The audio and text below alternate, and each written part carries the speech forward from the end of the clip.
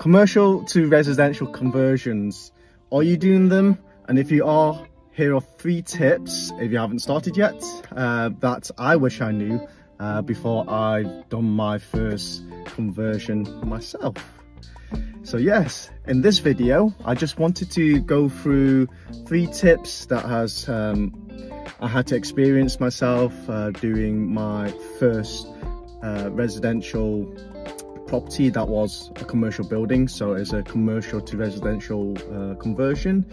And as with any projects, I think the first time you do them, you just learn so much, and as property investors, you start from the beginning. Usually you start with buy-to-lets, which are fully residential to start off with, and then you progress. Usually you progress up to different strategies like HMOS, which is the multi-lets, and further on, when you do decide to take the leap to do bigger conversions, you might be presented with opportunities where essentially you can find commercial buildings and then change the use and convert it back to residential.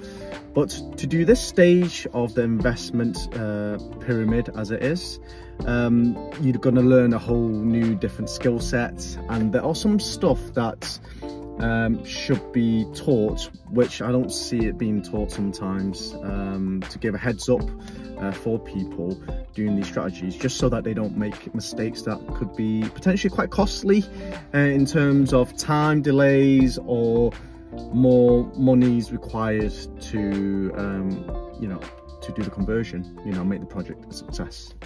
So just wanted to give you guys 3 tips that I had to learn that would hopefully help you avoid these pitfalls. So tip number 1 is the utilities.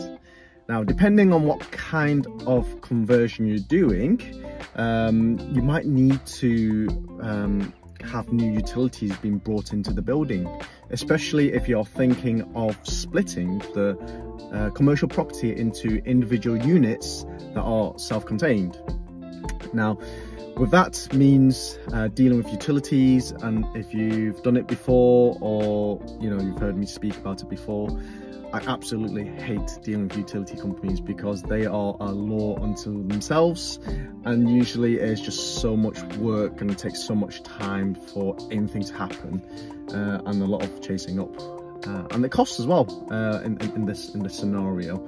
But it's something that you have to do, and because it does take so long to do when you bring in new utilities, then you have to do it sooner rather than later. So if you've got a project, I would say even before you start ripping it out, if you know what you're doing with the project, whether it's been converted into HMO, where you might have to upgrade the utilities, or turn it into flats, where basically you need completely new utilities being put in. Once you know what the plan is, which you should know if you use planning permission to gain the change of use, then I would say the first step is to get onto the utilities and make sure that it's booked in and scheduled in to be delivered, basically. Because essentially what you have to do is you're going to have to contact the actual service providers, not the utilities companies themselves, but the first step is to get the service providers for water, electric and gas. And what they will need to do is assess the site, and basically you're going to have to dig out trenches along the building for them to lay the pipes, and there's lots of work to be done and lots of signing off to be done afterwards as well. So it definitely does take quite a bit of time. So yeah, be careful, don't be caught out like what I was, which delayed a project that I had done previously. Secondly, is make sure that you look into warranties. And if you have a property that you're intending to refinance, there's a thing called buildings warranties, which is different from building insurances, and it's different again from building regs, building controls sign off. And this can catch people out that haven't done this before, and all of a sudden the lenders require you to produce this document or this warranty at the end of the project when you need to refinance. And essentially what this is a builder's warranty to ensure that the building is done to spec, done to standard, and it lasts for, well, depending on what it is. If it's the NHBC, it lasts for 10 years, and it's actually a stronger warranty because a construction company would basically, or service that provides this, will basically be signing off on it. And if anything happens during the 10 years, then you claim on their insurance. So what it is, they'll need to come out on each stage of the project to sign it off. And obviously this will cost you to do as well. An alternative to this would be to get a PCC, which is a architect's version of the NHBC. So it's a professional construction certificate, essentially. This one lasts for 6 years, but it effectively does the same thing. For my previous project, the one that I did use was a PCC because it's a heck of a lot cheaper to attain, and the architect that did our planning permission also supplied that. So, you know, we use the same service, which makes it a heck of a lot easier because we already know, or they know, where it's starting from, basically. So that's the second tip, and I think is very important for you to understand what is required and what it means by having this for per new dwellings. And you might think that you need it for flats, which you do because it's a new dwelling, but you also need it for HMO conversions, because that's another thing that I learned, is that I couldn't complete without this piece of paper, and I was trying to challenge it, which got knocked back because they're arguing that creating a HMO room is essentially creating a new dwelling, which then leads on to the whole VOA and individual banding, which I won't get into in this video. That's another video. And thirdly, my third bit of advice is, if you are creating individual units or new units, new dwellings, then you need to consider what you're going to be calling it, right? And this is actually done through a process called the street naming process, which is an exercise that involves a department within the council, where essentially if you're creating a new unit, then what is the unit called in terms of, you know, what it would be called with a new address. So what is the new postal address for it?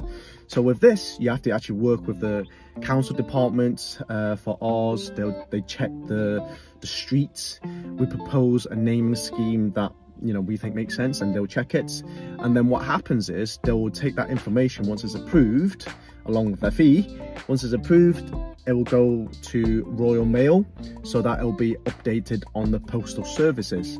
So when you actually get mail that is addressed to your newly addressed property or unit, it goes to the right place, and you can find it, and, you know, find it on places like Google Maps, for example, because once it's updated with the Royal Mail, then you've got a registered address. And this then leads on to the other stuff that would need to be sorted out, such as council tax, because once you've got an address, the council tax would show the actual new address on it. So here's another thing that I completely forgot about, or didn't even think about until the end, where I thought, hang on a second, I've got new flats here. What address is it going to? Surely I don't just call it, you know, flat 1 and that's it, without updating a register somewhere.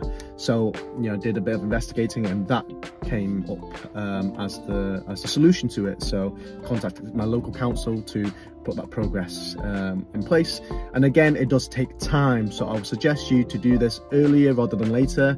Definitely don't wait until the end of the project to start doing it, because you don't know how long it's going to take, and with local councils nowadays, it does take a bit more time. So yeah, so those are my 3 tips for people that are doing commercial to residential projects or looking to do, you know, those kind of projects. And I think it's a great reminder, or if you learn something new, is a great lesson to avoid if you are doing those kind of projects. I hope this has been extremely useful and helpful to you guys. If there's anything else that you think is worth sharing, do feel free to leave a comment on the comment section, or reach out to me, you know, and let me know, and I can do a video on it as well. And yeah, engage with the people around you, share the knowledge, share the love, and hopefully I'll bring you guys something related to property again soon. But yeah, hope you guys love this. Share it if you think it's useful to other people, and I'll see you guys soon.